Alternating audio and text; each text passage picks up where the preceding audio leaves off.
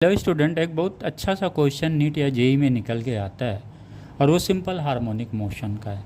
होता क्या, जब भी सिंपल हार्मोनिक मोशंस को दूसरे तरीके से क्वेश्चंस अगर दिया हुआ है तो उसमें आपका पहला कॉन्सेप्ट ये होना चाहिए कि जो हमने एक्सेलरेशन पढ़ा है एसएचएम में, किसी डिस्टेंस वाई पे जो मीन पोजीशन से है, वाई डिस्टेंस हम ना बोलें, मेजर तो करेंगे फ्रॉम मीन पोजीशन से, लेकिन वो डिस्प्लेसमेंट हम बोलते हैं और वो डिस्प्लेसमेंट का डायरेक्शंस हमेशा जो है away from the mean positions होता है। ये चीज़ एकदम क्लियर होना चाहिए। बॉडी मीन पोजीशंस की तरफ आ रही हो या मीन पोजीशन से दूर जा रही हो, डायरेक्शंस हमेशा जो है मीन पोजीशंस से ही लिया जाएगा इसका डिस्प्लेसमेंट का, और ये डायरेक्शंस होगा हमेशा away from the mean positions होगा। तो डिस्प्लेसमेंट का डायरेक्शंस यहाँ बहुत इंपॉर्टेंट है बच्चे, यहीं पे हम कंफ्यूज होते हैं। हमेशा जो है away from the mean positions होगा, राइट। और जो फोर्स लगता है और फोर्स के द्वारा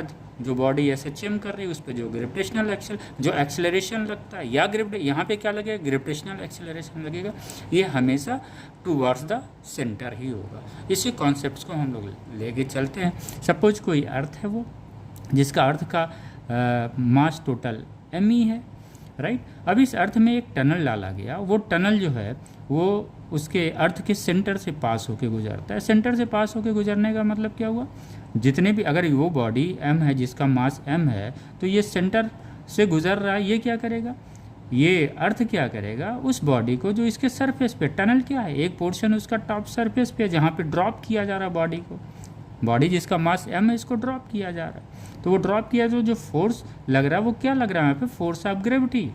यहाँ पे भी अगर जाएगा तो क्या लगेगा, फोर्स ऑफ ग्रेविटी लगेगा।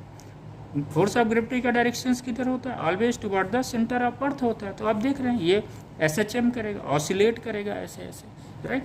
अब उसमें दो चीज़ें हैं, जैसे जैसे हम नीचे की तरफ आएंगे टुवर्ड द सेंटर, ये जी क्या करता है, डिक्रीज करता है। जी यहाँ पे क्या होता है, मैक्सिमम होता है। क्यों, क्योंकि हम लोगों ने पढ़ा है सिंपल हार्मोनिक मोशन में, ये पढ़ा हुआ ओमेगा स्क्वायर वाई, राइट।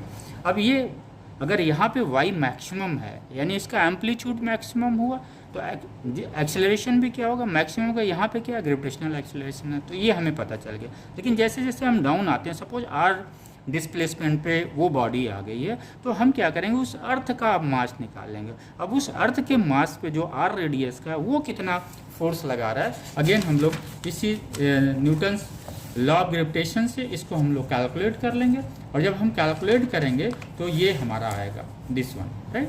तो ये जी डैश हमारा इस तरह से मिल गया, अंडर रूट